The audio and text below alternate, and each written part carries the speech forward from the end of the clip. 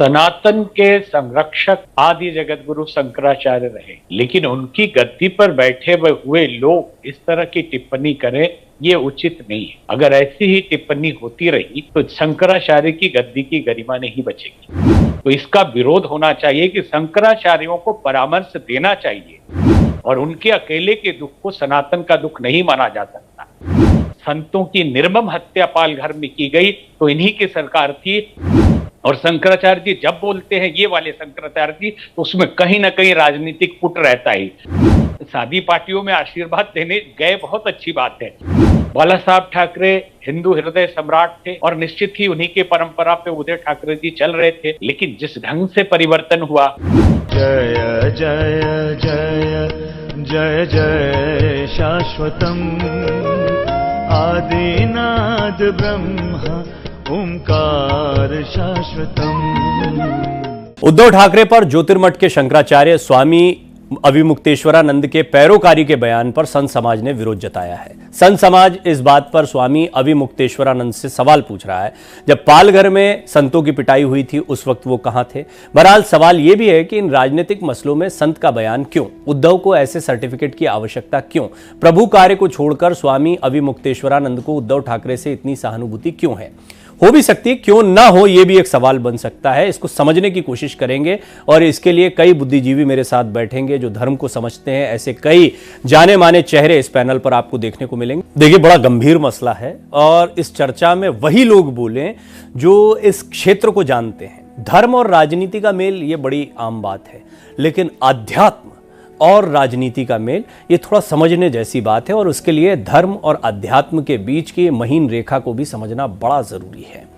और जब हम बात अध्यात्म की करते हैं, शंकराचार्य जी की गद्दी, ये एक बहुत उनका अपनी एक महत्वपूर्ण भूमिका है, और कई मुद्दों पर जब उनकी राय की आवश्यकता होती है तो वही ऐसे व्यक्ति होते हैं जो उस पर कोई टिप्पणी कर सकते हैं या उनकी बात का बड़ा मान उन मसलों पर रखा जाता है। हाँ, ये एक प्रश्न उठता है, ये प्रश्न है, हो सकता है कि हम गुजरे ज़माने में जाएं, हम इतिहास पर नज़र डालें तो उस समय पर हम देखते थे कि आध्यात्मिक गुरुओं की, धर्म गुरुओं की राजनीति में भी उतनी ही आवश्यकता होती थी। इस तरह की परंपरा रही है। लेकिन वर्तमान राजनीति का दौर किस तरीके का है और उसमें ये जो बयानबाजी है ये क्यों खलती है कुछ लोगों को, और क्या खलनी चाहिए, इस पर बातचीत करने के लिए सबसे पहले तो दो बेहद खास मेहमान जो मेरे साथ जुड़ चुके हैं उनसे आपका परिचय करवा देता हूँ।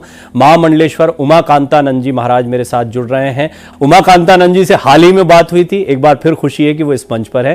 तो उमाकांतानंद जी, मैं शुरुआत आपसे ही करना चाहता हूं। पहले तो आपकी टिप्पणी, आपका रुख क्या, जैसा मैंने कहा इस पर आप ही लोग कुछ कहें तो बेहतर है। देखिए, इसमें सनातन के संरक्षक आदि जगत गुरु शंकराचार्य रहे, लेकिन उनकी गद्दी पर बैठे हुए लोग इस तरह की टिप्पणी करें, ये उचित नहीं है। अगर ऐसी ही टिप्पणी होती रही तो शंकराचार्य की गद्दी की गरिमा नहीं बचेगी। राजनीति में परामर्श, मार्गदर्शन संतों को देना चाहिए, कोई बुरी बात नहीं है, लेकिन ये कह देना कि हम सब दुखी हैं जब तक वो मुख्यमंत्री नहीं, हम सब नहीं दुखी, वो दुखी है, और उनके अकेले के दुख को सनातन का दुख नहीं माना जा सकता।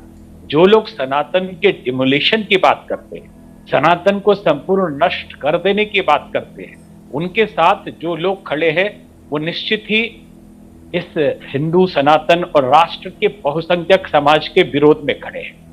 बाला साहब ठाकरे हिंदू हृदय सम्राट थे और निश्चित ही उन्हीं के परंपरा पे उदय ठाकरे जी चल रहे थे, लेकिन जिस ढंग से परिवर्तन हुआ और इन शंकराचार्य जी को जो तकलीफ है वो बहुत घोर और संकीर्ण राजनीतिक तकलीफ है। ये तो इसका विरोध होना चाहिए कि शंकराचार्यों को परामर्श देना चाहिए, राष्ट्र के हित में देना चाहिए, किसी व्यक्ति के हित के लिए नहीं देना चाहिए। आज पूरा सनातन धर्म चौराहे पे खड़ा है। आज जिस तरह की परिस्थितियां हैं, कहीं से भी कोई सनातन धर्म के किसी ग्रंथ को उठा के उल्टी पल्टी बातें करने लग जाता है, और उसमें हिंदू हृदय सम्राट बनने का दावा करने वाले लोग भी, जैसा कि राजू दास जी महंत जी ने कहा कि जब हमारे भाव सहज सरल संतों की निर्मम हत्या पाल घर में की गई तो इन्हीं की सरकार थी और इन्होंने कुछ नहीं बोला और कुछ नहीं किया, कोई कार्रवाई आज तक नहीं हुई। इस पर शंकराचार्य ने क्यों नहीं बोला? और शंकराचार्य जी जब बोलते हैं, ये वाले शंकराचार्य जी, तो उसमें कहीं ना कहीं राजनीतिक पुट रहता ही। हमें तो खुशी हुई कि चलिए ये संतों को शादी पार्टियों में आशीर्वाद देने गए, बहुत अच्छी बात है, लेकिन मोदी जी को भी आशीर्वाद दिया, ये भी अच्छा लगा, लेकिन निकलते ही कुछ ऐसा उगल दिया जो सनातन के विरुद्ध है और ये नहीं होना चाहिए।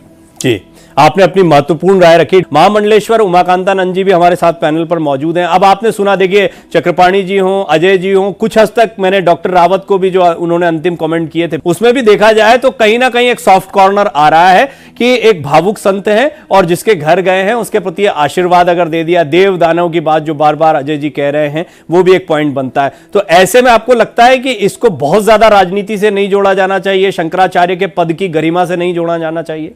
देखिए, नहीं जोड़ा जाना चाहिए, लेकिन फिर भी शंकराचार्य की पद की बड़ी गरिमा है और बड़े पद पे है, पूज्य है, उनके लिए हमारी सहानुभूति है कि भावुक होके बोल गए। 2-3 मुद्दे इसमें थे। एक तो परिस्थितियां होती है वो बोले, लेकिन उनको भी अपने शब्दों पे ध्यान देना चाहिए क्योंकि वो बड़े पद पे है। हम भी एक अखाड़े के महामंडलेश्वर है, हमारे लिए भी वो पूज्य है। एक मंदिर वाली बात हुई थी, तो मंदिर के मुद्दे पे जहां तक कहा जा रहा है कि किसी शंकराचार्य को बुलाया नहीं गया, हमारे अपने जानकारी के हिसाब से यह सरकार का कार्यक्रम नहीं था, यह राम जन्मभूमि न्यास ट्रस्ट का कार्यक्रम था और ट्रस्ट ने लगभग सभी शंकराचार्य को निमंत्रण दिया था, मीडिया ने उस समय दिखाया था।